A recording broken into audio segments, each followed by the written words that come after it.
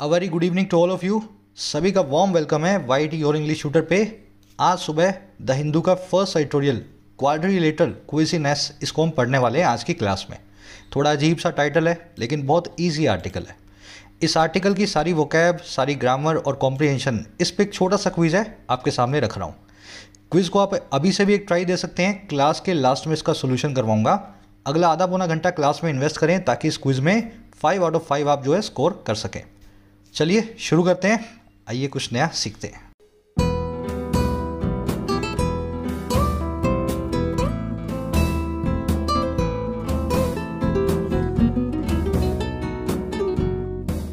कह रहा है क्वाड्रिलेटरल क्विजीनेस। देखिए क्विजीनेस शायद आपके लिए एक नया वर्ड होगा। इसका मतलब होता है अनईजीनेस, नौसिया, बेचैनी, डिस्कम्फर्ट। कुछ लोगों को गाड़ी में जाते हैं या कहीं ट्रेन में सफ़र करते हैं या फ्लाइट में जाते हैं तो नौसिया हो जाता है, उनको वॉमिटिंग होती है, तो वो क्विजीनेस होती है। तो ये तो होगी बेचैनी। और क्वाड्रिलेटर का मतलब है जो चार तरफा हो, जिसके चार लेटरल हों, जिसके चार एस्पेक्ट्स हों। ऐसी एक चीज़ जिसमें चार पहलू हों या चार पार्टियां हों। ये वर्ड यूनिलेटरल, बायलेटरल वैसे ही बना है क्वाड्रिलेटरल। तो कह रहे चार पार्टियों से एक अनईजीनेस का माहौल देखने को मिल रहा है। क्वाड ग्रुपिंग में जिसमें चार लोग हैं, चार कंट्रीज़ हैं, इंडिया, ऑस्ट्रेलिया, जापान और यूएस। चारों की तरफ से किसी बात को लेकर के अनईजीनेस दिखाई जा रही है। अब वो बात कौन सी है चारों की? बात है on India stance in Russia Ukraine crisis. बात की जा रही है इंडिया के स्टांस की, इंडिया की पोजीशन की, जो इंडिया ने रशिया यूक्रेन क्राइसिस में ली हुई है। बाकी तीन कंट्रीज तो रशिया के खुल के विरोध में हैं, लेकिन इंडिया रशिया को कंडेम या क्रिटिसाइज नहीं कर रहा है। इस वजह से पूरी ग्रुपिंग में क्विजीनेस है, बेचैनी का माहौल है। आ रही है बात समझ में? चलिए क्वाड्रिलेटरल को नोट करें। यूनिलेटरल मतलब एक पहलू वाला, बायलेटरल मतलब दो पहलुओं वाला, क्वाड्रिलेटरल मतलब चार पहलुओं वाला। इसी तरीके से मल्टीलेटरल और प्लूरिलेटरल भी मिलेंगे जिसमें बहुत सारे पहलू हों, है ना, तरह तरह के मल्टीलेटरल, प्लूरिलेटरल। ये दोनों वर्ड्स आज आप आर्टिकल में देखेंगे। क्विजीनेस का मतलब होता है बेचैनी, अनईजीनेस, नोजिया, डिस्कम्फर्ट, किसी चीज़ को लेकर के आपकी परेशानी। स्टांस का मतलब पोजीशन, पोस्चर या स्टैंड। चलिए अब देखो पूरी बात बताएगा इसके टाइटल पैराग्राफ से क्या कहना चाह रहा है। उससे पहले अगर आप यूपीएससी के एस्पायरेंट हैं, इस साल या नेक्स्ट ईयर अपना एग्जाम देने वाले हैं और चाहते हैं कि अनअकैडमी के साथ में फ्री ऑफ कॉस्ट अपनी प्रिपरेशन करूं, तो आप जरूर से एनरोल करें अनअकैडमी के फ्री स्कॉलरशिप टेस्ट में। ये टेस्ट होने वाला है 27 मार्च को। एनरोलमेंट अभी ओपन है। शुरुआती 7 डेज में एनरोल करने वालों को एडिशनल अमेजॉन वाउचर्स भी मिल रहे हैं, तो जरूर से इनका फायदा उठाएं, आज ही एनरोल करें। इसी वीडियो के फर्स्ट कमेंट में आपको इसका एनरोलमेंट लिंक मिल जाएगा। और हाँ, कूपन कोड यूज़ करें YT10 ताकि आपको फ्री ऑफ कॉस्ट इस टेस्ट का फायदा मिल सके। साथ ही यूपीएससी CSC अगर इस साल या नेक्स्ट ईयर आप प्रिपेयर कर रहे हैं अपीयर होने के लिए, तो फायदा ले सकते हैं आप अनअकैडमी के कॉम्बोज का। 18 मंथ्स की इनकी वैलिडिटी है। प्रीलिम्स और आपका चॉइस ऑफ ऑप्शनल दोनों कवर करते हैं। इस साल और अगले साल दोनों के लिए आप प्रिपेयर कर सकते हैं एक ही कोर्स में। कॉम्बो का फायदा ये होता है कि दोनों कोर्सेज क्लब हो जाते हैं, प्रीलिम्स और मेंस, और आपको मिलता है कॉस्ट में डिस्काउंट। अब देखो डिस्काउंटेड जो प्राइस है दोनों को क्लब करने के बाद, उस पर भी 22% ऑफ चल रहा है कॉम्बो में। आप फायदा इसका ले सकते हैं। एक और चीज़ ध्यान रखें, फाइनल प्राइस पे जो भी आपको फाइनल प्राइस मिल रहा है उस पर 10% एडिशनल डिस्काउंट मिल जाता है YT10 कूपन कोड के साथ। इस कोड का जरूर फायदा उठाएं किसी भी अनअकैडमी कोर्स पे। कमेंट सेक्शन में लिंक है आपका, जरूर से डाउनलोड करें। India can not be forced to pick a side in the conflict but Russia could test its resolve. कह रहे इंडिया को पैसिव वॉइस में फोर्स नहीं कर सकते हो। फोर्स का मतलब है दबाव में लाना। कह रहे इंडिया को दबाव में नहीं लाया जा सकता है, पैसिव वॉइस है यहाँ पे, एक साइड को पिक करने के लिए, किसी का पक्ष भरने के लिए। और किस में? इस पूरे कॉन्फ्लिक्ट में, पूरे मामले में, रशिया यूक्रेन की वॉर में। कह रहा है लेकिन रशिया जो है ना वो इम्तिहान ले सकता है, टेस्ट ले सकता है इंडिया के रिजॉल्व का, इंडिया के पक्के इरादे का। तो इंडिया का अभी तक तो इरादा यही है कि रशिया हमारा दोस्त है, यूक्रेन से भी हमें कोई दुश्मनी नहीं है ना, इस पूरे मामले से हम अलग थलग रहेंगे। लेकिन आने वाले टाइम में अगर रशिया कुछ गलत काम करने लगा तो इंडिया का जो ये दृढ़ निश्चय है, जो डिटर्मिनेशन है, जो विल है, जो रिसॉल्व है, इसका इम्तिहान रशिया जाने अनजाने में ले लेगा। चलिए सेंटेंस की स्ट्रक्चर देखते हैं। इंडिया की वर्ब है can not be forced, passive voice में। रशिया की वर्ब है कुड टेस्ट, ये एक्टिव में है। कुड यहाँ पे फ्यूचर पॉसिबिलिटी को बता रहा है। आपको पता है फ्यूचर के लिए मे, माइट, कैन और कुड चारों यूज होते हैं। कुड का मतलब होता है पॉसिबिलिटी सबसे कम है। रिजॉल्व का मतलब होता है डिटर्मिनेशन, आपका पक्का इरादा, विल, फॉर्मनेस, रेजोल्यूटनेस। चलिए सेंटेंस के, हर सेंटेंस के सब्जेक्ट आपको इसी तरीके से ग्रीन में और वर्ब मिलेंगी पिंक में पूरे आर्टिकल में। आपको ग्रीन और पिंक को फॉलो करते जाना है।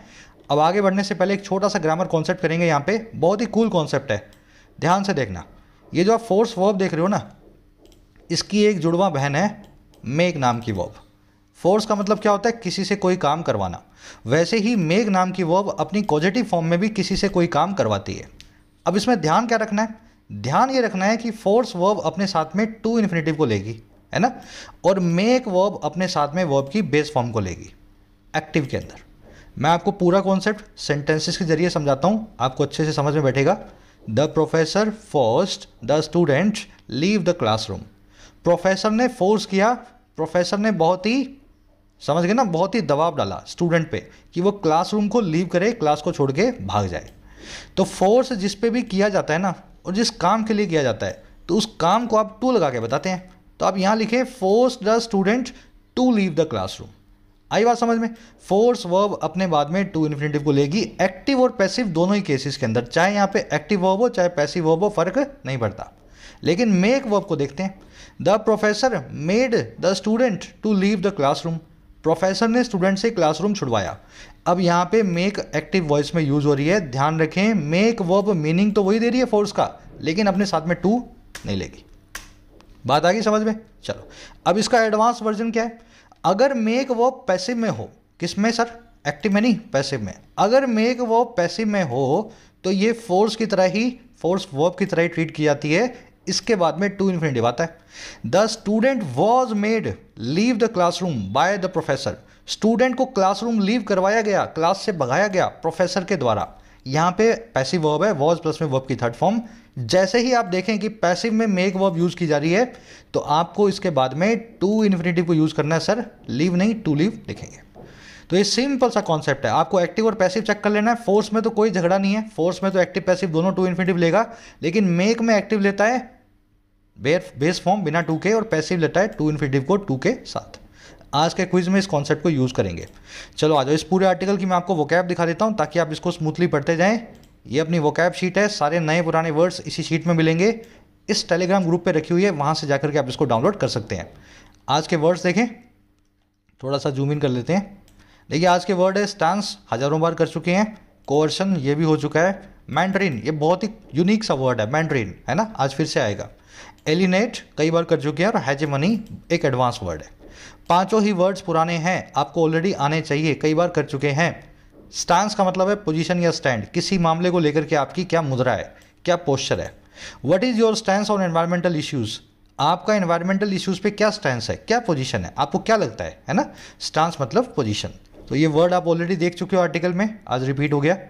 फिर एक वर्ड है कोअर्जन। कोअर्जन का मतलब होता है प्रेशर, कंपल्शन, किसी पे तनाव डालते हो ना आप किसी काम को करने के लिए, वो कोअर्जन होता है। ये नाउन होता है। Police should not use coercion while questioning people accused in civil crimes. Police को कोअर्जन यानी कि बल का प्रयोग नहीं करना चाहिए, तनाव नहीं डालना चाहिए, मारपीट नहीं करनी चाहिए, प्रेशर नहीं देना चाहिए ऐसे मामलों में जहाँ पे सिविल क्राइम्स होते हैं, जहाँ पे कोई फौजदारी का मामला ना हो, है ना। सिविल क्राइम्स का मतलब है किसी का पैसा देना है, लेना है, इस टाइप के क्राइम्स। तो ऐसे मामलों में पुलिस को प्रेशर का यूज़ नहीं करना चाहिए। मैंड्रिन एक नया वर्ड है, पुराना ही है, कई बार कर चुके हो। मैंड्रिन का मतलब होता है गवर्नमेंट ऑफिशियल्स। ये मैंड्रिन एक चाइनीज़ डायलेक्ट है ना, चाइना की भाषा को भी मैंड्रिन बोलते हैं, लेकिन मैंड्रिन एक वर्ड भी है, इसका मतलब होता है सरकारी बाबू, बड़े बड़े officials. Mandarins have hinted at the possibility of another Covid lockdown. बड़े बड़े सरकारी बाबू ने, मैंड्रिन्स ने हिंट किया है, इशारा किया है इस पॉसिबिलिटी की तरफ, संभावना की तरफ, एक और कोविड लॉकडाउन की। मैंड्रिन का सिनोनिम होता है ब्यूरोक्रेट। इस वर्ड में और कुछ नहीं रखा है, खाली इसकी स्पेलिंग के 10-20 बार लिख लो, इसकी स्पेलिंग जब तक नहीं लिखोगे नहीं समझ पाओगे। इसको मैं बोलता हूँ ब्यूरोक्रेट, है ना। जब मैं ब्यूरोक्रेट बोलता हूँ तो लिखने में मुझे आसानी होती है ना। वैसे तो ब्यूरोक्रेट है, ब्यूरोक्रेट नाम से इसकी स्पेलिंग चलती है। चलिए, एलियनेट, ये वर्ड कई बार कर चुके हो। किसी को एलियन बना देना, एलियन मतलब अनजाना। आपका दोस्त है, आज से आपने उसको एलियन बना दिया। क्या बना दिया? उसको अनजाना बना दिया, उससे अपना रिश्ता तोड़ दिया। किसी से दुश्मनी पाल लेना, एलिनेट करना, किसी को अलग कर देना अपने आप से। आ रही है बात समझ में? Disagreements can एलिनेट teenagers from their families. छोटे मोटे मतभेद जो हैं, डिसएग्रीमेंट्स हैं, वो अलग थलग कर सकते हैं, एलिनेट कर सकते हैं छोटे बच्चों को अपने परिवारों से, है ना। छोटे बच्चों में समझ कम होती है, छोटा मोटा डिसएग्रीमेंट हो गया तो पापा मम्मी से एलिनेट हो गए। तो एलिनेट नाम का वर्ड आज आप आर्टिकल में देखेंगे। इसका सिनोनिम होता है स्ट्रेंज और डिसअफेक्ट। इसका बिल्कुल उल्टा है स्पाउस। स्पाउस मतलब आपका हस्बैंड या आपकी वाइफ। अगर आप किसी को स्पाउस कर रहे हो ना, तो जैसे हस्बैंड या वाइफ को आप अपनाते हो वैसे उस चीज़ को आप अपना रहे हो। एलिनेट का मतलब दूर भगाना, स्पाउस का मतलब है पास में लाना, बिल्कुल उल्टा है। लास्ट वर्ड है अपना आज का हेजेमनी, एक एडवांस वर्ड है, इसका मतलब होता है लीडरशिप। ये वर्ड बना है हेजेमॉन से। हेजेमॉन का मतलब होता है लीडर, नेता, है ना। तो हेजेमनी को कैसे यूज़ करेंगे sir? Chinese foreign policy is entirely built on the vision of establishing a global hegemony. China की विदेश नीति पूरी तरीके से बिल्ट है इसी विजन पे, इसी दृष्टिकोण पे, इसी प्रोस्पेक्टिव नज़रिए पे, जो है इस्टेब्लिश करने का अंतर्राष्ट्रीय लीडरशिप को, ग्लोबल हेजेमनी को। आ रही बात समझ में? हेजेमनी, हेजेमॉन, इसको आज आप आर्टिकल में देखेंगे। इसको अथॉरिटी, कमांड, डोमिनेशन, हेल्म, सब हेजेमनी के सिनोनिम है कमांड के। चलिए 4-5 वर्ड्स हैं, अगर क्लासेस में रेगुलर हो, ये 800 वर्ड्स आप मेरे साथ कर रहे हो हर थोड़े दिन से, तो ये वर्ड्स आपके किसी भी एग्जाम के लिए मोर देन इनफ है। याद रखें 50 में से 50, 30 में से 30 या 100 में से 100 लाना आपका ऑब्जेक्टिव नहीं होना चाहिए। आपका ऑब्जेक्टिव होना चाहिए कम से कम 100 में से 90 तो लाऊंगा ही लाऊंगा। और ये वोकैब इतनी जो है ना, बड़ी मोर देन इनफ है आपके वोकैब के पोर्शन के लिए। बस कंसिस्टेंसी इज़ द की। चलो अब पूरे आर्टिकल की समरी दे देते हैं आपको क्या हुआ है। इंडिया का स्टैंस आप जानते हो रशिया को लेकर के। रशिया हमारा एक मेजर डिफेंस पार्टनर है। इंडिया के सारे टैंक, राइफल्स, सारे एंटी एयरक्राफ्ट गन्स 70% हमने रशिया से परचेज किए हैं। रशिया पे डिपेंडेंट है हम, और पुरानी दोस्ती भी है। तो इस पूरे मामले पे क्वाड मेंबर्स जो है ना, क्वाड क्या है? एक सिक्योरिटी ग्रुप है यूएस, इंडिया, ऑस्ट्रेलिया और जापान का। तो यहाँ पे क्वाड मेंबर्स जो है ना, इंडिया को छोड़ करके ये सारे के सारे परेशान हैं, क्योंकि ऑस्ट्रेलिया ने, जापान ने, यूएस ने तो पूरे के पूरे सैंक्शन लगा दिए हैं रशिया पे, लेकिन इंडिया इनके साथ में खड़ा नहीं हो रहा। तो इन्होंने क्या किया, अभी अभी एक मीटिंग बुलाई ताकि इंडिया को ये परख सकें इंडिया किस लेवल तक इनके साथ खड़ा है। उस मीटिंग में इंडिया ने बहुत ही डिप्लोमेटिकली बिहेव किया, ना तो अपना सपोर्ट दिखाया रशिया के लिए, ना उसके लिए अपना अपोजिशन दिखाया। हमारा आर्टिकल ये कह रहा है कि इंडिया पे कोई प्रेशर नहीं आना चाहिए अपनी फॉरेन पॉलिसी को डिज़ाइन करने का। लेकिन ये रशिया जो है ना, इस बार ऐसी बदमाशी कर रहा है, अगर ये ह्यूमन राइट वायलेशन में इन्वॉल्व हो गया, इसने लोगों को मारना शुरू कर दिया है ना, तो ऐसे केस में इंडिया की दोस्ती निभानी रशिया से बड़ी मुश्किल हो जाएगी। क्योंकि ह्यूमन राइट क्राइसिस जब भी आता है, तब आप अपनी दोस्ती पाल करके अपनी नाक कटवाते हो ऐसी कंट्रीज़ के साथ। आ रही है बात समझ में? इस पूरे आर्टिकल में एंग्जाइटी दिखाई जा रही है आने वाले फ्यूचर को लेकर के, एंग्शियस टोन में इंडिया के साथ क्या हो सकता है। एंग्शियस टोन है आज की। चलिए शुरू करते हैं। इंटरेस्टिंग आर्टिकल है। कह रहा है at a snap virtual meeting of the quadrilateral security dialogue और quad comprising India, the US, Australia and Japan, leaders discussed the crisis of Russia's invasion of Ukraine along with more traditional topics of interest for the dialogue, including territorial and maritime security across the Indo-Pacific. बड़े बड़े words हैं, डरना मत, बहुत आसान है। कह रहा है एक स्नैप वर्चुअल मीटिंग में, वर्चुअल मीटिंग मतलब ऑनलाइन मीटिंग, स्नैप मतलब झटके से होने वाली, सडन, एब्रप्ट, इम्पल्सिव, कोई इसकी डेट फिक्स नहीं थी, अचानक से बुला ली गई। कह रहा है एक अचानक से होने वाली ऑनलाइन मीटिंग में जो है क्वाड की, जिसका फुल फॉर्म है क्वाड्रिलेटरल सिक्योरिटी डायलॉग। कह रहा है इस मीटिंग में हुआ क्या? कह रहा है ये वही क्वाड है जो कंप्राइज करता है, जो मिल के बना है इंडिया से, अमेरिका से, ऑस्ट्रेलिया से और जापान से। कह रहा है ऐसी एक मीटिंग के अंदर लीडर्स ने, चारों कंट्री के नेताओं ने डिस्कस किया, बातचीत की इस पूरे क्राइसिस के बारे में। और क्राइसिस कौन सा है? रशिया के इन्वेजन का, रशिया के घुस जाने का यूक्रेन के अंदर, इन्वेजन ऑफ यूक्रेन का। अच्छा किसके साथ? एक तो इसकी बात तो हुई, कह रहे साथ ही साथ बात हुई और भी परंपरागत टॉपिक्स की, पुराने टॉपिक्स की, ट्रेडिशनल टॉपिक्स की, जो सबके इंटरेस्ट में थे, जिनमें सबकी रुचि थी इस डायलॉग के लिए। कह रहा है जिसमें क्या क्या शामिल है? जिसमें शामिल है आपकी टेरिटरी और मैरीटाइम की सिक्योरिटी। टेरिटरी मतलब ज़मीन, मैरीटाइम मतलब समुंदर। तो आपकी ज़मीनी और कोस्टल एरियाज़ की सिक्योरिटी भी पूरे के पूरे इंडो पैसिफिक रीजन में, पूरे के पूरे इस एरिया के अंदर। आया सेंटेंस समझ में? एक बार रिपीट कर रहा हूँ, फिर इसके अंदर की अपने ग्रामर और वोकैब को देखेंगे। एक अचानक से बुलाई गई वर्चुअल मीटिंग में जो थी क्वाड की, वो क्वाड जो इन चारों कंट्रीज से मिलके बना है।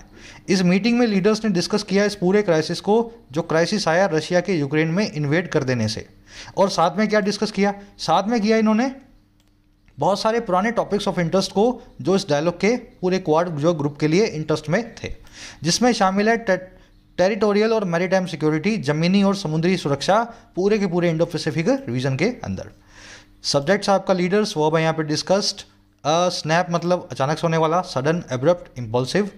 क्राइसिस आप जानते हैं तूफान, सिंगुलर है। अगर क्राइसिस का प्लूरल बनाना हो तो आप क्या करेंगे? इस IS जो आप देख रहे हो ना, आई की जगह ई लगा देंगे, क्राइसिस। सिंगुलर में IS और प्लूरल में लास्ट में आता है ES, ध्यान रखें इसका। मैरिटाइम मतलब coastal, relating to your navy, relating to your sea, है ना, वाटर्स। टेरिटोरियल मतलब जो आपकी, समझ गए ना, भूभाग से रिलेटेड। डायलॉग का मतलब होता है दो तरफा बातचीत, जहाँ पे दो लोग हों। डाय का मतलब ही दो होता है। आ रही बात समझ में? मैं आपसे कुछ बोलूँ, आप मुझे कुछ बोलो, ये एक वन वर्ड है डायलॉग, टू वे जो है डिस्कशन के लिए। लेकिन अगर कोई इंसान खुद से बात कर रहा हो तो उसको बोलेंगे मोनोलॉग। आगे बात समझ में? वन वर्ड है दोनों। डायलॉग मतलब दो आदमियों की बातचीत, मोनोलॉग मतलब एक आदमी की खुद से बातचीत। कभी कभी अपने खुद से बात करते हैं ना, जैसे किसी नाटक में कोई किरदार खुद से बात करता है, तो वो मोनोलॉग होता है, वो डायलॉग नहीं होता। अब देखो, मोनोलॉग के लिए एक बहुत ही अच्छा एडवांस सिनोनिम है वन वर्ड। मैं आप सभी को मौका दूंगा यहीं पे, एक बार कोशिश करो मोनोलॉग के लिए कौन सा वर्ड आपको याद है। चलो कोशिश जरूर करना। सॉलिलॉक्वी, ठीक है। सॉली मतलब खुद से, अकेले, लॉक्वी मतलब बातचीत। मोनोलॉग और सॉलिलॉक्वी एक दूसरे के सिनोनिम है। अच्छा एडवांस वर्ड है, इसको ध्यान में रखें। चलिए आगे बढ़े। अब एक सवाल आपसे और कर लेते हैं, ग्रामर कॉन्सेप्ट है, पहले देखो आपको आता ही नहीं आता। यहाँ पे डिस्कस्ड के बाद में क्राइसिस लिखा हुआ है, क्या बीच में अबाउट नहीं आना चाहिए? We discussed about the crisis, हमने क्राइसिस के बारे में बात की। आ रही बात समझ में? डिस्कस के बाद में अबाउट क्यों नहीं लगा हुआ? चलो पूरा कॉन्सेप्ट करवा देते हैं आपको। बहुत सारी ऐसी वर्ब्स हैं जिनको देख के आपको लगता है कि इनके बाद में प्रेपोजिशन आएगा, लेकिन ये आपकी वहम होता है ना। ऐसी कुछ वर्ब्स को मैंने आपके सामने लिख दिया है, अपने नोट्स में डाल लें। Discuss, emphasize, reach, investigate, seek और टैकल। इन वर्ब्स के बाद में कोई प्रेपोजिशन यूज ना करें। We discussed about the issue गलत है, we discussed the issue, about मत लगाएं। The minister emphasized on the importance of education, यहाँ पे एम्फसाइज के बाद ऑन गलत है, यहाँ पे लिखा है एम्फसाइज्ड बिना ऑन के। मिनिस्टर ने जोर दिया एजुकेशन की इंपॉर्टेंस पे, शिक्षा के महत्व पे, बिना ऑन के एम्फसाइज को यूज करना है। The train has reached to its destination, गाड़ी जो है अपनी डेस्टिनेशन पे पहुंच चुकी है। रीच के बाद में प्रेपोजिशन ना लगाएं, गाड़ी जहां भी पहुंचानी है बिना प्रेपोजिशन के पहुंच जाएगी। The train has reached its destination. Police are investigating in the matter, police वाले मैटर में इन्वेस्टिगेट कर रहे हैं। इन्वेस्टिगेट करें जितना करें, पर प्रेपोजिशन के बिना।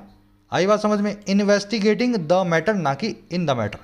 She seeks for a good job, वो सीख कर रही है, ढूंढ रही है एक अच्छी जॉब को। ढूंढ लेगी कोई बात नहीं, पर फॉर के बिना। She seeks a good job, है ना। You need to tackle with the issue by yourself, आपको टैकल विद करने की जरूरत है, निपटने की जरूरत है इस इशू से खुद ही अकेले। तो टैकल कैसे करोगे? बिना विद के। टैकल विद नहीं होता, टैकल बिना विद के ही आता है। तो ये कुछ 5-6 मैंने वर्ब्स आपके सामने लिख दिए हैं, थोड़ी थोड़ी करके नोट्स बनाओ अपनी। इन वर्ब्स के बाद में प्रेपोजिशन को यूज नहीं करना है, डायरेक्ट ऑब्जेक्ट लेंगी, ऑलवेज ट्रांजिटिव वर्ब्स है। चलिए आगे बढ़े, ये कॉन्सेप्ट आज के क्विज में यूज होगा। चलिए, कह रहा है in the joint statement issued after the summit, the four nations reaffirmed their commitment to a free and open Indo-Pacific, in which the sovereignty and territorial integrity of all states is respected and countries are free from military, economic and political coercion. कह रहा है अपनी joint statement में हुआ क्या sir? कह रहा है वो स्टेटमेंट जो इशू की गई थी समिट के बाद में, चारों नेशंस ने रीअफर्म किया, फिर से कंफर्म किया, फिर से स्टेट किया उनके उस कमिटमेंट को, उस वादे को, जो है खुले, फ्री और ओपन, खुले और आज़ाद इंडो पैसिफिक रीजन का। कह रहा है एक ऐसा रीजन इन विच, जिसमें संप्रभुता और टेरिटोरियल इंटेग्रिटी, सोवर्निटी मतलब आप सोवरेन हो, संप्रभु हो, आपके अंदर कोई दखल अंदाजी आपकी कंट्री में नहीं करेगा। और टेरिटोरियल इंटेग्रिटी का मतलब है बॉर्डर आपके ही हैं, आपके बॉर्डर के अंदर कोई भी नहीं घुसेगा। कह रहे एक ऐसा इंडो पैसिफिक जिसमें ये दोनों चीज़ें सभी के सभी स्टेट्स की, सभी के सभी जो है कंट्रीज़ की वो रिस्पेक्ट होती है, और सभी कंट्रीज आज़ाद हैं किसी भी प्रकार के सैन्य, आर्थिक या राजनीतिक कोर्शन के या दबाव के। तो ऐसा हुआ। आगे बात समझ में? सेंटेंस लंबा है पर आसान है। जॉइंट स्टेटमेंट में जो समिट के बाद में आई थी, चारों कंट्रीज ने यही बोला कि हम वादा करते हैं इंडो पैसिफिक हमेशा खुला और आज़ाद रहेगा। ऐसा इंडो पैसिफिक रहेगा जिसमें सब सोवरेन होंगे, सबके पास इंटेग्रिटी होगी, सबकी इंटेग्रिटी को रिस्पेक्ट किया जाएगा, और सारी कंट्रीज जो ऐसी होंगी जिन पे इस तरह का कोई भी दबाव, कोर्शन या प्रेशर हम नहीं आने देंगे। सेंटेंस की स्ट्रक्चर है, नेशंस की वर्ब है रीअफर्म, रीअफर्म करना, रीस्टेट करना, रीकन्फर्म करना, किसी चीज़ को फिर से जोर दे के कहना बार बार, है ना। सोवर्निटी और इंटेग्रिटी की वर्ब है इज रिस्पेक्टेड। एक्चुअल में सोवर्निटी एंड इंटेग्रिटी इन दोनों के लिए आर आना चाहिए technically. Sovereignty and integrity of all states are respected, है ना, ऐसा हो सकता है। कंट्रीज की वर्ब है आर, कोवर्शन मतलब यहाँ पे प्रेशर या फोर्स या ड्यूरेस आप जो है लगा सकते हो। चलिए, अब ये जो इज जो आर वाला आप जो देख रहे हो ना सिस्टम, सोवर्निटी इंटेग्रिटी के साथ में इज आया, ये कॉन्सेप्ट भी है। कॉन्सेप्ट है नाउन्स विद सिंगुलर आइडिया, जैसे cart and carriage, bread and butter, science and technology, time and tide, याद है ना आपको। तो एक्चुअल में ऑथर ने यहाँ पे science and technology, time and tide की तरह इन दोनों को सिंगुलर नाउन मान करके सिंगुलर वर्ब जो है यहाँ पे इसने दी है। तो ऑथर की चॉइस है, इसमें कोई गलती नहीं है, बस टेक्निकली ऐसे वर्ड्स पे हम आर लगा सकते हैं। चलो, नोट्स की लिस्ट बनाया करो, पूरे जो कॉन्सेप्ट हैं। अगर लिस्ट नहीं बनाओगे, मैं कोई कॉन्सेप्ट बताऊंगा तो फिर आपको याद नहीं आएगा, है ना। लिस्ट बनाया करो, थोड़ा प्रिपेयर किया करो। कह रहे the latest quad meeting was in part likely motivated by the concern of the US, Australia and Japan that India, in not explicitly condemning Russian President Vladimir Putin's decision to launch a ground offensive across the Russia-Ukraine border and to bomb Ukrainian infrastructure, might not be on the same page as the other Quad members vis-a-vis this conflict. अब बता रहे हैं ये meeting क्यों बुलाई गई। इन चारों ने तो बोल दिया मीटिंग में कि हम ऐसा करेंगे वैसा करेंगे, वादा करते हैं किसी और कंट्री को रशिया की तरह नहीं करने देंगे, लेकिन ये बुलाई क्यों गई थी। कह रहे जो लेटेस्ट क्वाड मीटिंग है ना, जो ये जूम कॉल पे हुई है, जो अचानक से हुई है, ये वॉज थी आंशिक तौर पे इन पार्ट, संभावित तौर पे लाइकली मोटिवेटेड। इस मीटिंग का मोटिवेशन था आंशिक तौर पे या लाइकली, है ना। और कैसे मोटिवेशन था, इन सब की चिंताएं, कंसर्न किसका, अमेरिका, ऑस्ट्रेलिया और जापान का। अब क्या कंसर्न था भाई इनको, वो ये था कि इंडिया, अच्छा कौन सा इंडिया, अब ये पूरा का पूरा इंडिया के एक ऐसा समझ लो, अलग करके पढ़ लेते हैं इसको, है ना, इसको निकाल देते हैं बाहर, यहीं से पढ़ो, इस पूरे को अलग कर दो, ये कॉमा से कॉमा। कह रहा है इंडिया जो है ना, माइट नॉट बी, इंडिया शायद ना हो सेम पेज पे, सेम प्लेटफॉर्म पे, और कैसे, जिस पे अदर क्वाड मेंबर्स हैं इस कॉन्फ्लिक्ट के सामने। तो पूरी मीटिंग सिर्फ इसलिए बुलाई गई कि इनको ये कंसर्न था कि शायद इंडिया इस प्लेटफॉर्म का साथ नहीं दे रहा है, India might not be on the same page as the other Quad members vis-a-vis this conflict. Vis-a-vis का मतलब होता है टूवर्ड्स, है ना, विद रिस्पेक्ट टू, इस रिस्पेक्ट, इस कॉन्फ्लिक्ट के लिए। अब ये बीच में पढ़ेंगे पूरा क्या लिखा है इसने, ऐसा इनको क्यों लगा। कह रहा है इंडिया जो है ना करने में साफ साफ तौर पे condemn, in not condemning explicitly, explicitly मतलब साफ तौर पे, कंडेम मतलब क्रिटिसाइज करना। कह रहा है इंडिया जो है इस हरकत में जो है ना करने की, कंडेम रशियन प्रेसिडेंट पुतिन के डिसीजन को जो है लॉन्च कर देने का, एक ज़मीनी ऑफेंसिव पे, ग्राउंड ऑफेंसिव पे, ग्राउंड अटैक पे, पूरे के पूरे रशिया यूक्रेन बॉर्डर पे, और बॉम्ब करने का है यूक्रेन के इंफ्रास्ट्रक्चर को, यूक्रेन के ढांचे को। तो इनका कंसर्न यही था कि इंडिया जो है ना अपनी इस हरकत में, ये हरकत में जिसमें इंडिया जो है साफ साफ रशिया के बारे में कुछ नहीं बोल रहा, कह रहा ऐसा इंडिया हो सकता है सेम पेज पे ना हो दूसरे मेंबर्स के साथ। आगे बात समझ में, थोड़ा सा ब्रेक करके अलग करके मैंने आपको पूरा सेंटेंस बताया है। मीटिंग की वर्ब है वॉज, मोटिवेटेड पैसिव वॉइस के अंदर, इन पार्ट मतलब आंशिक तौर पे, पार्टली। इंडिया की वर्ब है माइट नॉट बी, ये पूरा बताया गया इंडिया की किस हरकत की बात की जा रही है। कंडेम करना मतलब क्रिटिसाइज करना। ऑफेंसिव का मतलब होता है अटैक, है ना, जिसके अंदर आप आक्रामक हो जाते हो, एग्रेसिव हो जाते हो, सामने वाले पे चढ़ाई कर देते हो, उसको बोलते हैं ऑफेंसिव। चलिए आगे बढ़े। विसोवी मतलब होता है टुवर्ड्स, यानी की तरफ। ये एक्सप्लिसिटली वर्ड बहुत अच्छा वर्ड है, कई बार करवा चुका हूं। दो वर्ड्स हैं इम्प्लिसिट और एक्सप्लिसिट। इम्प्लिसिट का मतलब है हिडन, अनस्पोकन, या तो जो छुपा हुआ है या जिसको बोलने की जरूरत नहीं है। एक्सप्लिसिट का मतलब है ऑब्वियस है और जो क्लियरली बोला जाना चाहिए। The tenants need explicit permission of the homeowners before making any major या minor alteration in the house। घर में कोई भी छोटा बड़ा फेरबदल करने के लिए, कहीं कील लगानी है या कहीं दीवार को तुड़वा के नई दीवार बनवानी है, कुछ भी छोटा या बड़ा आपको करवाना है घर में, टेनेंट्स को बिल्कुल साफ साफ एक्सप्लिसिट परमिशन चाहिए मकान मालिक यानी कि होम ओनर की। तो एक्सप्लिसिट परमिशन कौन सी होगी, जो हिडन नहीं होगी, जो अनस्पोकन नहीं होगी। मकान मालिक फ़ोन करके या लिखित में देगा कि करवा लो जो करवाना है। अरे बात समझ में, ऐसा कंडेमनेशन इंडिया ने एक्सप्लिसिटली अभी तक रशिया का नहीं किया खुले तौर पे। चलिए आगे बढ़ते हैं। कह रहा है they have not only condemned Russia's aggression but have also slapped Kremlin elites and organisations link to them with crippling sanctions. तो इंडिया ने तो कुछ किया नहीं, अब बाकियों ने क्या किया। कह रहा है इन्होंने ना केवल कंडेम किया है, ना केवल बहुत बुरे तरीके से क्रिटिसाइज किया है रशिया के आक्रामक रवैये का, एग्रेशन का। बल्कि साथ ही साथ उन्होंने स्लैप भी किए हैं, इम्पोज भी किए हैं क्रेमलिन के एलिट्स पे, रशिया के बड़े बड़े लैंडलॉर्ड्स पे और ऑर्गेनाइजेशंस पे जो लिंक्ड है उनसे, है ना, लैंडलॉर्ड और उनसे जुड़ी हुई ऑर्गेनाइजेशन पे। अब देखो क्या स्लैप किया है, उनको स्लैप किया है स्लैप विद क्रिपलिंग सैंक्शंस, ऐसे सैंक्शंस के साथ में, ऐसे प्रतिबंधों के साथ में जो क्रिपलिंग है, जो उनको अपाइज करने वाले हैं। तो इन लोगों ने यही किया है, बहुत बुरे से क्रिटिसाइज किया है। और रशिया के जितने भी अमीर ज़्यादा हैं, है ना, जो बिलियनर्स मिलियनर्स हैं, जो लंदन या यूएस में रहते हैं, उनके सारे जो है ज़मीनें कब्जे में ले ली हैं और उन पर बड़े बड़े सैंक्शंस लगा दिए हैं क्रेमलिन एलिट्स पे। दे की वर्ब है हैव कंडेम्ड, दे की दूसरी वर्ब है have slept, not only but also say को रिलेटिव कंजंक्शन से दोनों वर्ब जुड़ी हुई हैं। लिंक्ड यहाँ पे एडजेक्टिव है, वो ऑर्गेनाइजेशंस जो लिंक्ड हैं इन लोगों से, एलीट से। एलीट का मतलब है बड़े बड़े लोग। क्रिपलिंग मतलब जो आपको क्रिपल कर दे, डेबिलिटेटिंग हो, वीकनिंग हो, अपाइज बनाने वाला हो, बिल्कुल कमजोर कर दे, वो कहलाता है क्रिपलिंग। चलिए आगे बढ़े।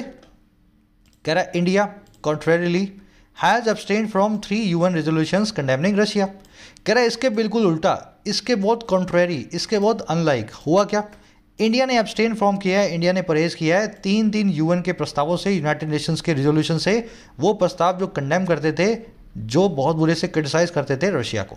तो इंडिया ऐसी वोटिंग में हिस्सा लेता ही नहीं है, बिल्कुल इनसे उल्टा। इंडिया की वो है has abstain from, abstain from करना मतलब परहेज करना, रिफ्रेन फ्रॉम करना, किसी चीज़ से दूर रहना। रेजोल्यूशन मतलब प्रस्ताव। आगे बढ़े। कर there is also a considerable difference on the Russia Ukraine issue in terms of the individual read outs of the quad members.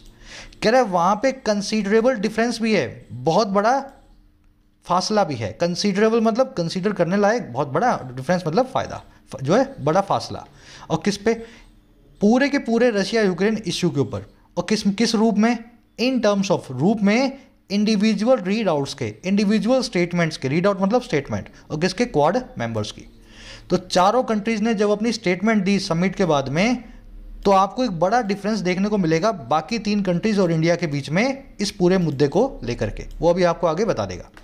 Difference की वर्ब है इज, डिफरेंस का मतलब है जो है फासला, इन टर्म्स ऑफ मतलब के रूप में, रीड आउट मतलब स्टेटमेंट, ऐसी स्टेटमेंट जो रीड करके आउट सबके सामने रखी जाए। आ रही बात समझ में, कागज से पढ़ के जो एक फॉर्मल स्टेटमेंट देते हो उसको बोलते हैं रीड आउट। कंसीडरेबल मतलब सब्सटेंशियल, जिसको नज़रअंदाज ना किया जा सके। कह रहा while the US, Australia and Japan directly called out Russia's attempt to unilaterally force changes to the status quo in Ukraine and vowed not to let such action occur anywhere in the Indo-Pacific. India's readout only referenced Ukraine in passing in the context of establishing a new humanitarian assistance and disaster relief mechanism for this cause. अब बता रहा है क्या फ़र्क था इनके read outs में। कह रहे जहाँ क्वाड की बाकी तीनों कंट्रीज़ हैं, उन्होंने सीधे सीधे कॉल आउट किया, ललकारा रशिया की कोशिश को, जो एक तरफा फोर्स करने की थी चेंजेस को, यूनिलेटरल फोर्स करने की चेंजेस को। रशिया अपने आप चेंजेस को फोर्स कर रहा है ना, यूक्रेन से कुछ पूछा नहीं है, उसको कुछ बताया नहीं है, बस चढ़ाई कर दी अपने हिसाब से। कह रहे जहाँ पे इन तीनों कंट्रीज़ ने रशिया की इस कोशिश को बहुत बुरे से ललकारा, कॉल आउट किया, और ये चेंज किसको किया, रशिया ने, स्टेटस क्वो को, यथास्थिति को यूक्रेन में, जो यूक्रेन में जो प्रेजेंट कंडीशन है उसको रशिया ने अपने आप से बदल दिया है।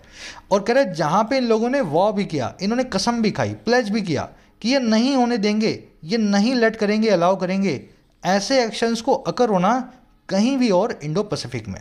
तो ऐसा तो जहाँ पे इन लोगों ने किया। वहीं इंडिया का जो रीड आउट था ना, वो महज इशारा करता था यूक्रेन का आंशिक तौर पे इन पासिंग, बहुत ही ब्रीफली, बस एक बार यूक्रेन या 2 बार यूक्रेन का नाम इंडिया ने अपने रीड आउट में पॉसिबली लिया होगा। और वो नाम भी कैसे लिया, इस कॉन्टेक्स्ट में, इस परिदृश्य में, वो था इस्टेब्लिश करने का एक नए मानवीय असिस्टेंस और डिजास्टर रिलीफ के सिस्टम को, इस कॉज के लिए, इस पूरे जो मामले के लिए।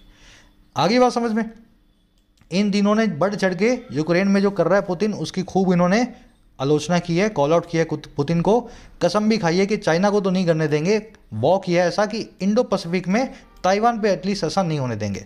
वही इंडिया का रीड आउट जो है यूक्रेन की सिर्फ इशारा कर रहा था, एक बार इसमें यूक्रेन का नाम लिया गया होगा, और सिर्फ नाम तभी लिया गया जब नए सिस्टम को, डिजास्टर रिलीफ और ह्यूमैनिटेरियन असिस्टेंस के, इंडिया ने कहा होगा कि हम बनाएंगे। इन तीनों की वर्ब है कॉल्ड आउट और दूसरी वर्ब है वॉर्ड, दो वर्ब्स हैं एंड कंजंक्शन से जुड़ी हुई हैं। इंडिया के रीड आउट की वर्ब है रेफरेंस्ड। रेफरेंस का मतलब होता है इशारा करना, हिंट करना, सजेस्ट करना। इन पासिंग में जब किसी चीज़ को रेफरेंस करते हो तो आप फटाफट वहाँ से गुजर जाते हो, ब्रीफली किसी चीज़ को आप रेफरेंस करते हो इन पासिंग। कह रहा Russia's action has obviously posed complex questions for India's strategic calculus, even as New Delhi continues to be guided by the 21st century variant of its non-alignment paradigm, and by its need to remain close to Moscow, a major defense supplier. अब कह रहे हैं पूरे मामले में जो सारी दुनिया ने तमाशा देखा है ना क्वाड का, इसमें इंडिया के लिए परेशानी की बात क्या है? कह रहा है रशिया का जो एक्शन है ना, उसने साफ तौर पे खड़ा कर दिया है बहुत ही पेचीदा सवालों को इंडिया के स्ट्रेटेजिक कैलकुलस के लिए, इंडिया की रणनीतिक गिनती के लिए, है ना, हिसाब के लिए। जो भी इंडिया ने स्ट्रेटेजिक गिनती कैलकुलस बनाई हुई थी उसके लिए नए सवाल रशिया ने खड़े कर दिए।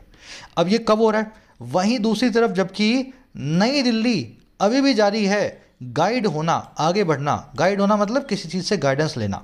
तो कह रहा नई दिल्ली अभी भी जारी है इस चीज़ को गाइड करना, इस चीज़ को फॉलो करना जो होगा 21st सेंचुरी का वो वेरिएंट, इसकी नॉन अलाइनमेंट, गुट निरपेक्ष के पैराडाइम का, गुट निरपेक्ष की नीति का। तो इंडिया हमेशा से नॉन अलाइनमेंट में विश्वास रखता है नेहरू जी के टाइम से। अब 21st सेंचुरी के अंदर हमने इसको एक नया फॉर्म दे दिया है, लेकिन है तो अभी भी नॉन अलाइड। तो कह रहा है जहाँ नई दिल्ली अभी भी अपनी नॉन अलाइनमेंट के 21वीं सदी के वेरिएंट से अभी भी गाइड होता है, उसको फॉलो करता है। और किससे गाइड होता है भाई? उस ज़रूरत से होता है जो होती है बने रहने की, रिमेन करने की नज़दीक मॉस्को के, जो एक बहुत ही बड़ा डिफेंस सप्लायर है, इंडिया के सारे डिफेंस इक्विपमेंट को रशिया से एक्सपोर्ट करता है। आगे बात समझ में? एक्शंस की वर्ब है हैज़ पोस्ट, दिल्ली की वर्ब है कंटिन्यूस, है ना। मेरे ख्याल से सेंटेंस तो समझ में आ गया होगा आपको, कुछ ज़्यादा इसमें है नहीं। इंडिया के पास ज़रूरतें हैं, इंडिया नॉन अलाइड है, इंडिया रशिया का दोस्त भी है, डिफेंस सप्लायर भी है रशिया इंडिया का। तो इंडिया के लिए नए सवाल जो हैं रशिया ने अपने इन हरकतों से खड़े कर दिए हैं। अब इस पर देखने वाली चीज़ों पे आओ।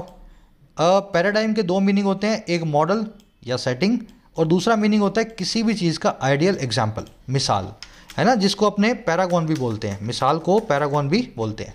तो पैराडाइम के दोनों मीनिंग्स हैं। आज फर्स्ट मीनिंग को हमने यूज़ किया है, एक मॉडल को पैराडाइम बोलते हैं। पोज करना मतलब खड़ा करना, रेज का मतलब है खड़ा करना, लेकिन दोनों वर्ड्स में फ़र्क है। रेज तो आप किसी भी चीज़ को कर सकते हो, लेकिन पॉज है ना, आप नेगेटिव चीज़ों को करते हो, जैसे किसी सवाल को, डाउट को, सस्पिशन को, डिलेमा को, पेरिल को, थ्रेट को। नेगेटिव चीज़ों को जब भी खड़ा करेंगे तो पॉज नाम के वर्ड को यूज़ करें।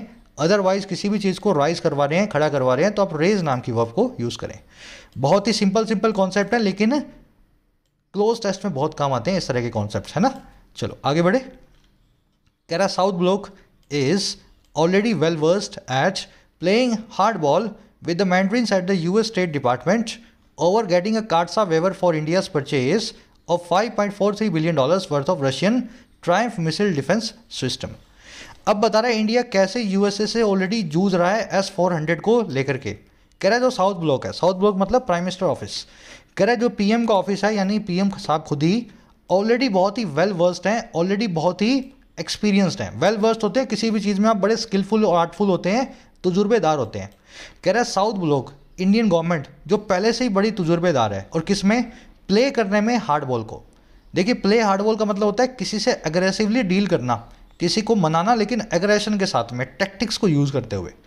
कह रहा है पहले से ही हार्ड बॉल को प्ले करने में, एग्रेसिवली टैक्टिक्स को यूज़ करने में बड़े ही तजुर्बेदार हैं। और किसके साथ? अमेरिकन बाबुओं के साथ में, अमेरिकन स्टेट डिपार्टमेंट्स के मैंडरिन के साथ में। और किस मुद्दे के ऊपर? गेट करने को, पाने को, एक काटसा एक्ट में वेवर को, काटसा एक्ट में छूट को। और किस लिए भाई? इंडिया की उस परचेज के लिए जो इतने बिलियन डॉलर की है, और किसकी? रशिया की ट्रायम्फ मिसाइल डिफेंस सिस्टम की, जिसको S-400 भी आसान भाषा में बोलते हैं। तो ऑलरेडी यूएस जो है काटसा एक्ट के अंदर इंडिया पे सैंक्शन लगा रहा है कि आपने रशिया से कैसे खरीद लिया, नहीं खरीद सकते, हम आप पे प्रतिबंध लगाएंगे। कह रहा है हमारे जो प्राइम मिनिस्टर ऑफिस है वो ऑलरेडी बड़ा ही तजुर्बेदार है, कैसे अमेरिकन बाबुओं के साथ में ठीक से डील किया जाए ताकि हमें काटसा में वेवर मिले, हमारे ऊपर ये जो सैंक्शन अप्रूव जो है सैंक्शन ना इम्पोज किए जाए। आ रही है बात समझ में? टैक्टिक्स को बता रहा है हमारे पीएम ऑफिस की। साउथ ब्लॉक की वर्ब है इज, वेल वर्स का मतलब होता है किसी चीज़ में very experienced, very skilful. Play the hard ball का मतलब होता है टैक्टिक्स को यूज़ करना एग्रेसिवली। वेवर का मतलब है छूट। मैंडरिन का मतलब है बाबू, ऑफिसर। ब्यूरोक्रेट है ना, देख लेना स्पेलिंग, मेरे को पता है आप में से 99 नहीं लिख सकते स्पेलिंग को, पेपर में आएगी तो लिखनी पड़ेगी। ब्यूरोक्रेट लिखोगे, बोलोगे 4-5 बार लिखो, स्पेलिंग याद हो जाएगी, है ना। अच्छा, एक छोटा सा कॉन्सेप्ट है, फटाफट करवा देते हैं इन पासिंग। कॉन्सेप्ट है एट का। जब भी किसी चीज़ में अच्छे हों या बुरे हों, बेहतर हों या ख़राब हों, तो आप एट लगा के बताएं। She is good in mathematics, वो मैथ्स में अच्छी है, गणित में अच्छी है, तो ठीक है, लेकिन इन नहीं एट का इस्तेमाल करें, गुड एट, है ना। वैसे ही team captain was bad with fielding, team का कैप्टन फील्डिंग में बड़ा ख़राब था, तो बैड एट फील्डिंग, है ना। अब ये जो वेल वर्स है ना, इसके साथ में विद या इन आता है। वेल वर्स का मतलब होता है बहुत ही ज़्यादा तजुर्बेदार होना, अच्छा बुरा नहीं, बहुत ही तजुर्बेदार होना। Governments of today are not well versed with at or in tackling a global pandemic. आजकल की सरकारें बहुत ही तजुर्बेदार नहीं हैं एक अंतर्राष्ट्रीय महामारी को टैकल करने में। तो आप क्या करेंगे सर, यहाँ पे एट को निकाल देंगे, यहाँ पे इन आएगा और विद आएगा, दोनों में से जो लगाना चाहो लगा सकते हो। तो एक टेक्निकल मिस्टेक है सर, यहाँ पे वेल वर्स के साथ में एट या एट की जगह विद या इन का इस्तेमाल करना चाहिए, है ना। इसने गुड बैड वाला फॉर्मूला यहाँ वेल वर्स के साथ में लगा दिया है, तो एक छोटी सी मिस्टेक है, फटाफट आपको यहाँ पे रिमाइंड करवा देता हूँ। आगे बढ़े, वेल वर्स्ड इन या वेल वर्स्ड विद। कह रहा while the discussions on Ukraine crisis will continue at the Quad and across other plurilateral platforms where India and US work together for the greater good of the rules-based international order. The idea that NATO countries or even Russia can force a sovereign nations with a proud history of non-alignment to pick a side in a complex geopolitical conflict is quite passe and eminently unviable in the today's independent global Arena. देखो sentence लंबा है, मुझे पता है आपको उसको डर भी लग रहा होगा देख के, लेकिन आसान सा सेंटेंस है ये, पढ़ो जैसे मैं पढ़ रहा हूँ। कह रहे जहाँ डिस्कशंस हैं यूक्रेन के मुद्दे पे वो जारी रहेंगी, विल कंटिन्यू करेंगी, क्वाड में भी और सारे के सारे दूसरे प्लूरीलेटरल प्लेटफॉर्म्स में भी, ऐसे प्लेटफॉर्म्स पे जिसमें कई सारे लेटरल हों, सारी कंट्रियाँ जिसमें आएंगी, ब्रिक्स में, आसियान में, G20 में, है ना। कह रहे जहाँ पे ये सारी जो डिस्कशंस हैं कंटिन्यू रहने वाली हैं। और ये प्लेटफॉर्म्स कौन से हैं? जहाँ पे इंडिया और यूएस वर्क टुगेदर करते हैं, साथ में बात करते हैं, काम करते हैं अच्छी भलाई के लिए, ग्रेटर गुड के लिए, एक रूल्स बेस्ड इंटरनेशनल ऑर्डर की, एक ऐसे इंटरनेशनल सिस्टम की ऑर्डर की जिसमें रूल्स को इस्तेमाल किया जाता है, अपनी मन मर्जी से कोई भी किसी के ऊपर चढ़ाई नहीं करता है। कह रहा है जहाँ पे ये डिस्कशंस तो आगे चलने ही वाली हैं, इन डिस्कशंस में कोई भी रुकावट नहीं आएगी। वहीं पे हुआ क्या, कह रहा है ये जो आइडिया है ना, ये जो विचार है, कौन सा आइडिया भाई, दैट वो ये कि कह रहा है नाटो कंट्री और या फिर यहाँ तक कि रशिया, कह रहे ये फोर्स कर सकते हैं आज़ाद कंट्रीज़ को, सॉवरेन नेशंस को, और ऐसी नेशंस जिनकी एक प्राउड हिस्ट्री है, एक बहुत ही गर्वपूर्ण इतिहास है, और किसका, नॉन अलाइनमेंट का, गुट निरपेक्ष होने का। कह रहे विचार ये है कि नाटो या रशिया ऐसी कंट्रीज़ को, प्राउड हिस्ट्री वाली को भी मजबूर कर सकते हैं, फोर्स कर सकते हैं कि वो एक साइड को पिक करें, किसी का पक्ष भरें, और किसमें, आजकल के पेचीदा जियोपॉलिटिकल कॉन्फ्लिक्ट में, आजकल के पेचीदा, समझ गए ना, जियोपॉलिटिकल लड़ाइयों में। कह रहे ये आइडिया ही अपने आप में बहुत ही ऑब्सोलीट है, बहुत ही ओल्ड फैशनड है। इस आइडिया को हमें लगता नहीं था कभी देख पाएंगे, लेकिन देख रहे हैं, है ना। कह रहे ये आइडिया अपने आप में पैसे है, आउट ऑफ फैशन है, और बहुत ही ज़्यादा एमिनेंटली हाईली अनसस्टेनेबल है, अनवाइबल है, अनसूटेबल है आजकल के इंटरडिपेंडेंट ग्लोबल अरेना में, ऐसे ग्लोबल प्लेटफॉर्म में, अरेना में, स्टेज में, फील्ड में, जहाँ पे इंटरडिपेंडेंस बहुत है, एक दूसरे पर निर्भरता बहुत है। देखो ऐसे पढ़ना होता है पूरे सेंटेंस को, है ना।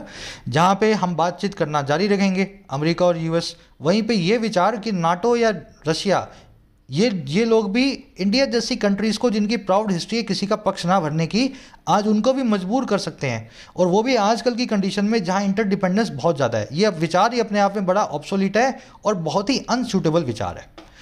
डिस्कशंस की वर्ब है विल कंटिन्यू, इंडिया यूएस की वर्ब है वर्क, है ना। आइडिया की वर्ब है इज, आइडिया की वर्ब है इज। नेटो कंट्रीज की वर्ब है कैन फोर्स, नेटो और यूएस और कंजंक्शन से रशिया भी मिला हुआ है, नेटो कंट्रीज एंड रशिया की वर्ब है can force. Force someone to do something, तो force nations to pick a side, याद रखें फोर्स के बाद में टू। पैसा एक नया वर्ड आपके पास, फ्रेंच वर्ड है, इसका मतलब होता है आउट ऑफ फैशन, जो चीज़ पास कर चुकी है, ओल्ड फैशन है। एमिनेंटली मतलब हाईली, एक्सट्रीमली। अनवाइबल मतलब अनसस्टेनेबल, अनसूटेबल, जो लंबे वक्त तक ना चल पाए। अरेना मतलब फील्ड, स्टेज, प्लेटफॉर्म यानी कि मंच। चलिए लास्ट सेंटेंस है, कह रहा the Quad for example can not afford to alienate India a critical partner in the global strategic plan to balance the rise of China as a potential Asian hegemon. कह रहा है interdependence बताएगा ये कैसी है। कह रहा है क्वाड जो है ना, फॉर एग्जाम्पल, अफोर्ड नहीं कर सकता, इस चीज़ को बिल्कुल नहीं सह सकता कि वो इंडिया को एलिनेट कर दे, इंडिया से अलग थलग हो जाए या इंडिया को अलग थलग कर दे। और ये कौन सा इंडिया है भाई? ये एक बहुत ही महत्वपूर्ण पार्टनर है ग्लोबल स्ट्रेटेजिक प्लान में, पूरे दुनिया की स्ट्रेटेजी से रिलेटेड योजना में, जो है काउंटर बैलेंस करने की चाइना के राइज को और कैसे एक पोटेंशियल एशिया के लीडर की यानी हेजेमोन के तौर पे। तो इंडिया को अलग भी नहीं कर सकता क्वाड, वैसे इंडिया से अलग है, लेकिन इस मुद्दे पे अलग होने के बावजूद इंडिया से अलग नहीं हो सकता, क्योंकि इंडिया इनका तुरुप का इक्का है चाइना को काउंटर करने का एशिया के अंदर। क्वाड की वो है कैन नॉट अफोर्ड, अफोर्ड का मतलब है किसी चीज़ का कोस्ट ना सह पाना या सह पाना, है ना, कोस्ट सहना, एलिनेट करना, स्ट्रेंज करना, डिसअफेक्ट करना, किसी को अपना पराया कर देना। हेजेमोन, हेजेमनी, लीडर एंड लीडरशिप, है ना, वर्ड कर चुके हैं। कह रहा है येट इंडिया में find its resolve and patience with Russia tested should Russian occupying forces begin committing war crimes and human right violations in contravention of the Geneva Convention, the Universal Declaration of Human Rights and other applicable global treaties। कह रहा है फिर भी India हो सकता है अपने आप को फाइंड करे, और किसको? इसके रिजॉल्व को, इसके पक्के इरादे को, और इसके पेशेंस को, इसके धैर्य को, और किसके साथ? जो है रशिया के साथ। कह रहा है फिर भी हो सकता है इंडिया पाए अपना धैर्य, अपना इरादा जो रशिया के लिए इन्होंने रखा है उसको टेस्टेड, उसको इम्तिहान में। अच्छा कब?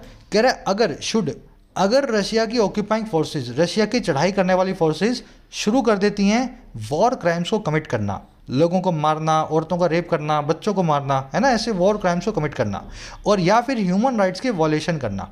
और ये सब कैसे? बिल्कुल उल्टा, बिल्कुल कॉन्ट्रवेंशन में, बिल्कुल कॉन्ट्रडिक्शन में, और किसके? जेनेवा कन्वेंशन के। अब ये जेनेवा कन्वेंशन क्या है भाई? ये एक ऐसी ट्रीटी है जो यूनिवर्सल डिक्लेरेशन है ह्यूमन राइट्स की और दूसरे एप्लीकेबल ग्लोबल ट्रीटीज़ की। तो जेनेवा कन्वेंशन में साफ साफ लिखा हुआ है आपका पड़ोसी मुल्क कितना भी आप उससे दुश्मनी कर लो, लेकिन वहाँ पे जाओगे लोगों के साथ ह्यूमन राइट्स को वायलेट नहीं करना है, लोगों पे गोलियाँ नहीं चलानी है, बम से नहीं उड़ाना है ना, उनकी डिग्निटी को बनाए रखना है।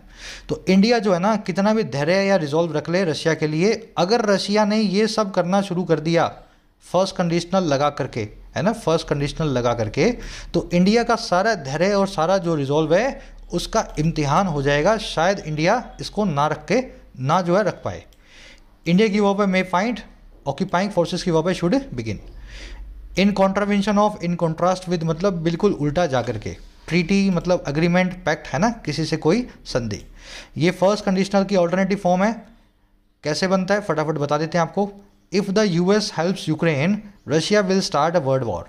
अगर यूएस यूक्रेन की हेल्प करता है रशिया एक वर्ल्ड वॉर को स्टार्ट कर देगा। अब इसी सेंटेंस को दूसरे तरीके से भी लिखा जा सकता है फर्स्ट कंडीशनल की फॉर्म को चेंज करके। आपको क्या करना है, इफ़ की जगह यहाँ रख देना है शुड, ठीक है, और शुड के हिसाब से वर्ब की बेस फॉर्म को यूज़ कर लेना है। Should the US help Ukraine Russia will start a world war, है ना। तो ये तरीका होता है फर्स्ट कंडीशनल की ऑल्टरनेटिव फॉर्म का, दोनों का मीनिंग सेम है। यहाँ भी वही हुआ है, should forces begin committing war crimes, है ना, यहाँ पे इफ़ को निकाल के शुड को लगाया गया। चलिए यहीं रैप अप करेंगे सेशन को। आज का सेशन बहुत ही फुल ऑफ लर्निंग लेसन्स था, है ना, ग्रामर के पॉइंट ऑफ व्यू से भी और वोकैब के पॉइंट ऑफ व्यू से भी। अपने क्विज पे आ जाओ, बहुत ही सिंपल सा क्विज है। थर्ड में एक वन वर्ड है, ये आप ऑलरेडी जानते हो मेरे हिसाब से, है ना, देख चुके हो। खुद से बातचीत करने को कौन सा वन वर्ड बताता है। इस फोर्थ और फिफ्थ में 2 एरर्स मिलेंगी आपको चेक करना है इन्वेस्टिगेशन इस वर्ड को, और दूसरा आपको चेक करना है रीच नाम की वर्ब को। दोनों वर्ब को चेक करो कैसे यूज़ की गई हैं, 2 एरर्स आपको शायद मिल जाएंगी। फर्स्ट और सेकंड मिलेंगे, कॉम्प्रिहेंशन के क्वेश्चंस हैं, बहुत आसान है, मैं आज नहीं करवाऊंगा क्योंकि मेरे ख्याल से क्वेश्चन देखते ही आप समझ जाओगे कौन सी चीज़ है जो इंडिया को रिलेक्टेंट बनाती है कि वो रशिया को बिल्कुल भी क्रिटिसाइज़ ना करे। ऐसी कौन सी चीज़ है जिसकी वजह से इंडिया रशिया को क्रिटिसाइज़ करने से परहेज करता है। अच्छे से पता आपको, आर्टिकल पढ़ चुके हो। इसी वीडियो के फर्स्ट कमेंट में आंसर्स को डाल रहा हूँ, वहाँ से मेरे आंसर से अपना आंसर मैच करना ताकि आपको पता लगे कितने सही कितने गलत आपने किए। कॉम्प्रिहेंशन का सेकंड क्वेश्चन है, ऐसी कौन सी चीज़ है जिसके होने पे इंडिया रशिया का साथ नहीं दे पाएगा। अभी आर्टिकल के लास्ट में इसको अपन ने देखा है। इन सब के आंसर्स हिंट्स के साथ फर्स्ट कमेंट में आउट ऑफ 5 कितने मार्क्स मिले जरूर से बताना। कोई भी query relating to courses on the app, ये नंबर है, इस पर व्हाट्सअप करें। Until then, signing out.